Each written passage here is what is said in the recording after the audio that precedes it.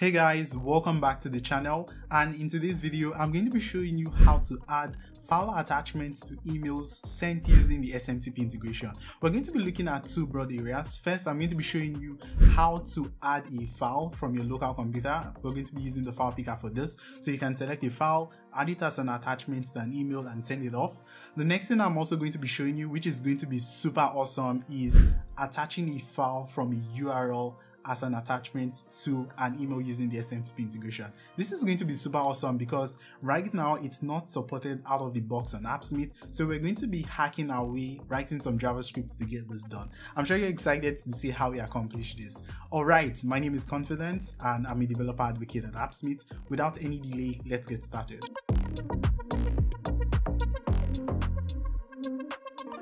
Awesome, so we're going to start by taking a look at how to attach a file from a local computer, and then we'll move on to attaching remote files from a URL. So to start, we have this application here, which is a starter app that has a table of users, and this users is coming from the get user query. We can actually take a look at this, which makes use of the users database. If you don't know what the default users database is, I can just quickly show you that it's the database that is provided as a sample DB on AppSmith. So we're grabbing a bunch of 20 users, displaying all of that information right here on the table.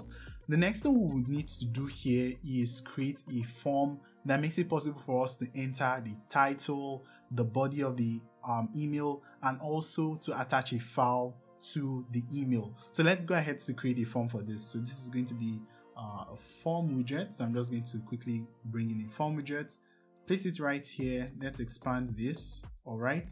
And I think I can bring the buttons to the bottom here so that everything looks good, because we would need to put some other widgets where they currently are. All right, so we have the buttons at the bottom. The first widget I would need to put here is going to be an input widget that makes it possible to enter a title for the email. So this is going to be an input widget. So I'm just going to grab this, place it right here, expand it all the way. All right, that looks good. We also need a rich text editor to be able to type in the body for the email. So I'm just going to place it right here, expand it. All right, this looks good. Let's expand this a bit here. And lastly, we need our file picker widget to actually add a file attachment. So this is going to be a file picker widget, and I'm just going to place this here. I think I need to expand this a bit so that we have enough room. All right, so that's better. And here is the file picker widget.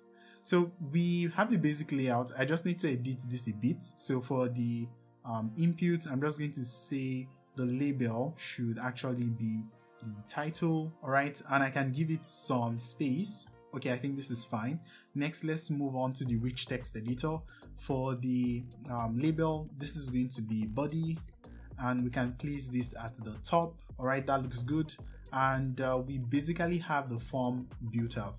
I think at this point, I should also let you know that we just released theming, which is an awesome feature to quickly change and style your applications. So I'm just going to show you how to use this real quick. I'm going to click on the blank part of my application, which is the canvas right here, and I can go to change the theme. So let's apply this really cool blue looking theme, and you can see now that we have a really nice styled application. So that theming, more about it is going to be posted on a separate video. All right, so here we have the application done.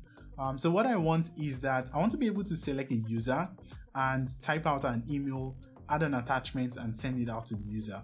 But right now we have users with randomly generated email IDs. So what I'm going to do here is write some JS to actually add my email ID so that we can use it as a test. So let's add my name.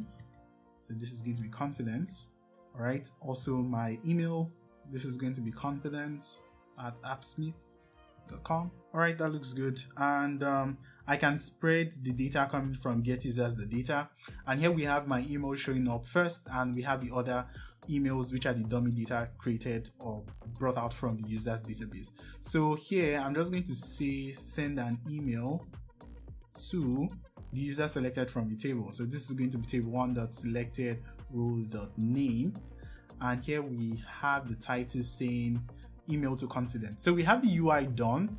Next, we need to configure an SMTP integration to be able to send out emails.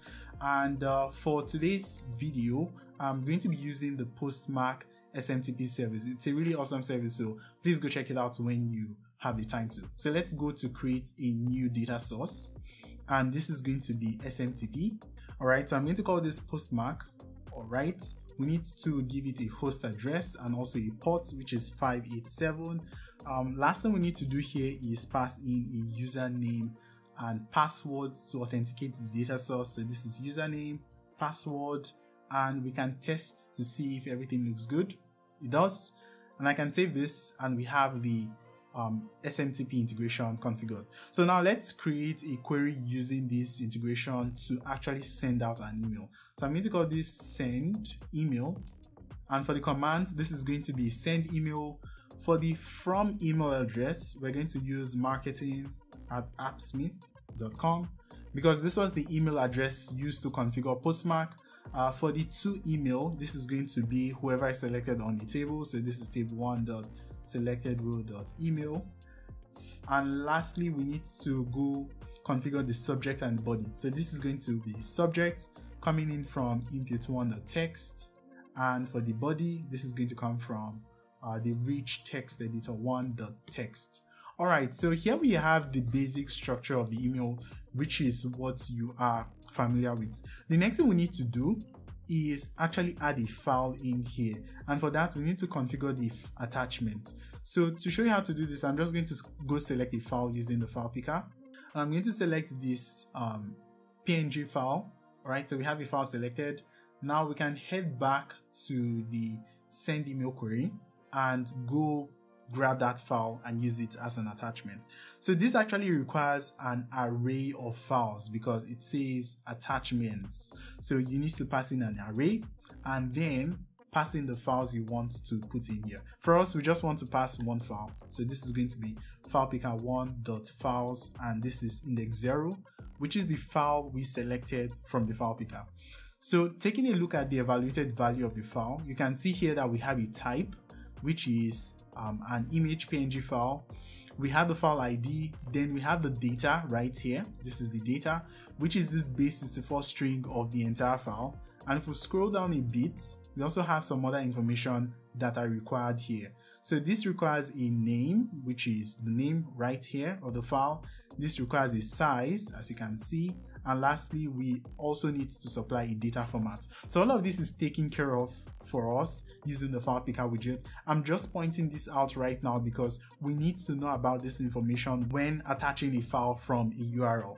So this looks good, and we can go ahead to hook this up to the button on the form. So let's head back here. So we have this form, we have the submit button. We can say here, whenever this is clicked on, go execute the send email query, and when that's successful, show a message saying email sent, and this is going to be of type success, and everything looks good. So we can go say hello confidence and leave this as default. This is the initial editor content of the editor. We have one file selected, and I can submit this, and you can see we have the notification saying email sent. So I can go check this out. I'm just going to open up my email, and we can see the email right here. So I can go open it up, and we have the title saying hello confidence, and we can see the body which says this is the initial content of the editor, and more importantly, we have the file attachment here, which is the file we selected. So this is so easy and straightforward because we can go back, select any file, whether it be a PDF or a document file, and have it sent to the recipient as an email using the SMTP integration. Now, the technical part comes when you need to attach a file from a URL. Say you don't have that file on your local computer and you need that to be sent as an attachment to an email using the SMTP integration. That's not supported right now, but it's possible, and I'm going to be showing you how to do that. So let's head over to the second page here, and I'm going to be showing you how to send or have a file attached from a URL. Taking a look at this part of the application, this is quite similar to what you saw in the local file from the file picker. We have the form right here, which allows you to configure the body of the email, but to the left, we have a list of files coming from a remote server. So here is a table showing a bunch of files, and in fact we have this saved in a Redis database. So we have the get files query, which returns a bunch of files saved in remote locations, and the goal is to be able to select a file, select a recipient from the drop down. We have the select widget configured, and type in a title and a body and have that file sent to the recipient. So as you can see, if I go select a new file, you see that we have the file selected specified right here. So we want to be able to select a file, download that file from the URL and attach it to the SMTP integration and have that sent out. But the only problem right now is that that's not supported out of the box. In fact, I'm going to show you right now. So heading back to the file from file picker page, I just want to go ahead to copy over the send email query, because it's going to be very similar to what we used in the file from file picker page. So heading back to the file from URL page, we have the send email query. Everything else is going to be very similar. The to email in this case is going to come from the select drop down. So this is select one.selected option value. All right, the subject same, border same. The only difference is that here we don't have an actual file, but we have a URL. So if I go do something like table1.selected_row.link, which is a link to a selected file, as you can see right here, this is not going to work. So I'm just going to put this in quotes here so that it's an actual string. As you can see, if I go run this, it's not going to work. It says unable to pass the email body attachment because it's an invalid object. So what we need to make this work is create a file object that's very similar to what you saw from the file from file picker page, that's going to have the name, the data, the size, the type, and then have that sent up as an attachment using the SMTP integration. So to be able to do this, we need to write some JavaScript, and we are going to get started right now. The first thing we need to do is create a downloader function, and what that function is going to do is download any file that is passed to it, or any URL that is passed to it as a parameter. So let's go do that. This is going to be create a new API. It's going to be a blank API. So I'm going to call this the downloader. All right, this is the downloader API, and it's just going to make a get request to any URL that's passed to it as a parameter. So this is this.params.url. all right, next thing we need to do here is create a JavaScript file that would actually get the URL, call this function, and build out the file object that can be passed to the send email query. So let's go create a new JavaScript file. So I'm going to create a new JS file. This looks good. I'm going to delete all of the other functions. I'm going to call this function the file function, and it's going to be an async function, which looks good. So this function requires a URL parameter, and let's add that right here. So this is URL. I'm just going to copy paste a string of a default URL so that we have something to test with as we go along building this function. All right, so the first thing we need to do here in this function is actually run the downloader API with this URL as a parameter to it. So we can say await downloader.run and pass in the URL parameter here. So this is URL.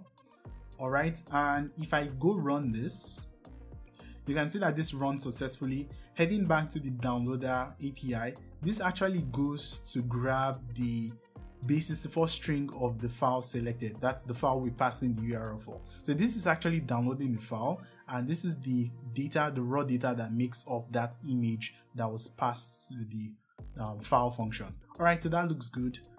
Now we're downloading the file. The next thing we want to do is extract the data that has been downloaded. First, let's go ahead to extract the file type. So this is going to be const type. We want to save it in a variable, and we want to get that data from downloader.response method.headers, and we can look at the content type, and it's going to be the first param in the content type. So this is content type index 0. All right, that looks good. I can return an object here so that we can view everything we're pulling out. So this is going to be type, and if I go run this function again, you can see here that we have the type being image/png, which is actually right. All right, so the next thing we need to do here is get the actual data. But here we need to perform a check because we know that the downloader API, which is actually just a fetch request, would download the binary string of a document. So if it's a PDF document, it's going to download the binary string of it.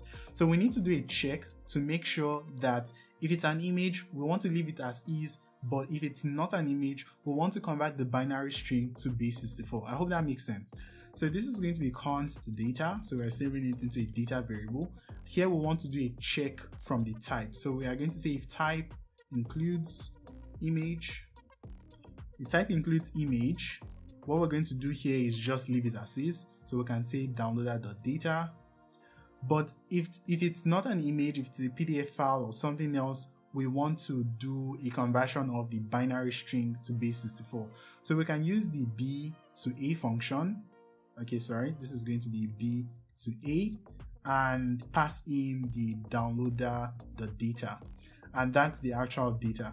So if I come here and do a data so that we can also visualize the data. So running this would grab the type and also the data of the file that is being downloaded. And we can see that we have all of that right here. So we have the type and we have the data, which looks good. But we need to perform some other transformation here. So for the data, we also need to pass in the file type and also the data format. So for that, we can use the template string format. We need to pass in the data, which would be the actual file type. So this is going to come from the type variable. Then we also need to specify the data format, which is in base64. And last thing we need to do here is also add the actual data.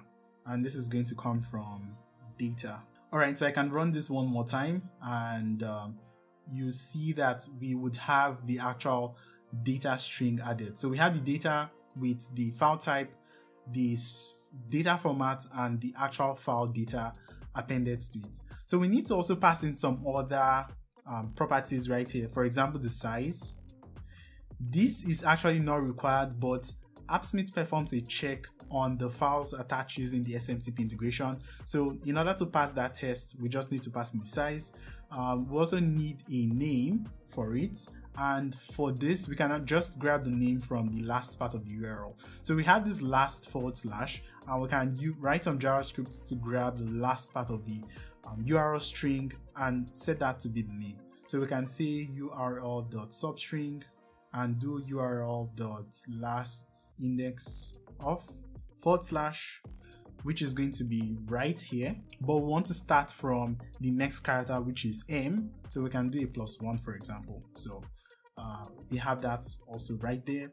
Last thing we need to do here is pass in the data format, and for this is going to be base64. So this is data format and this is going to be base64. All right, that looks good. So I can run this one more time and you can see the entire file object we have just created. All right, so as you can see, this has a type, this has a size, this has a name, which is grabbed from the URL, this has a data format, and this has the actual file data, which is required to create the attachment. So I can save all of this in a variable. So let's say const file is equal to the file object. And what I can do here is go run the send email query with the file as a parameter to it. So let's do return await send email.run and pass the file object as a parameter. All right, so we have everything looking good here. I'm just going to head back to the send email query and make sure that we are passing the object right here. Okay, so I'm just going to delete this out and let's grab the file as a parameter. So this is going to be this.params.file. Okay, so right now it's undefined, but at runtime it's going to be available. So let's go check this out. I have everything looking good. So let's see if this works out. So I'm going to run this function. Okay, and here we have the message saying sent the email successfully. Now I can head back to my email, go check out if we have received that email. So I'm just going to reload this and we can see that we have that email showing up right here. So we didn't actually configure a subject, and this is the default body, but we can see the file we attach showing up right here, which is actually awesome. So we've been able to attach a file from a URL, and this is really awesome. So let's head back to clean things up a bit and then hook this up to the UI. So here where we're passing up the default URL, so I'm just going to delete this out, and we can head back to the canvas and make sure we are running this function from the UI. So this is going to be when the submit button is clicked on, we want to go ahead to execute the file function, which is good. This looks good. And what we can do here is make sure we show a success message. So I can head back here and say when this is done, we want to send a message. So we can do a show alert and say email sent and make this a success message. All right, so that's basically all what we need to do here. So let's go test this out, and we have all of this hooked up. So I can say something like, this is a PDF file, and let's go select a PDF file. So I have this user report file here. We have that selected, but I think we forgot to pass the URL right here. So this actually expects a URL as a parameter right here. And what I need to do is make sure we're pulling that parameter from the table. So this is going to be table1.selected_row.link. All right, and there we have that passed in right there. So we can go test this out. We have the text. This is a PDF file. And I can click on the submit button. Let's see how this works. All right, so we have the message saying that the email is sent. We can head back to my Gmail, and here we have that email showing up right here. It says this is a PDF file. We have the default content of the editor, and this is the file we attached, the user report file. And we can see that instead of actually pasting in a link, it actually attached the file right here in the email, which is exactly what we want. So we've been able to see how to attach files using the file picker that's selecting files from the local computer. And more importantly, we've seen how to hack our way to attach files from URLs on AppSmith, which I think is really awesome. If you'd love to learn more about the SMTP integration, we actually made a full video right here so that you can go check it out. So please go check out that video to learn more about the SMTP integration. And lastly, if you'd love to know how to upload files to an object storage and also have those links saved to a database like Redis or MongoDB or Postgres, we made a video right here that shows you exactly how to do that. Alright, that'll be all for today's video. If you have any questions, please do ask in the comment section. I'll be looking forward to your questions. Till I see you next time, take care and bye bye.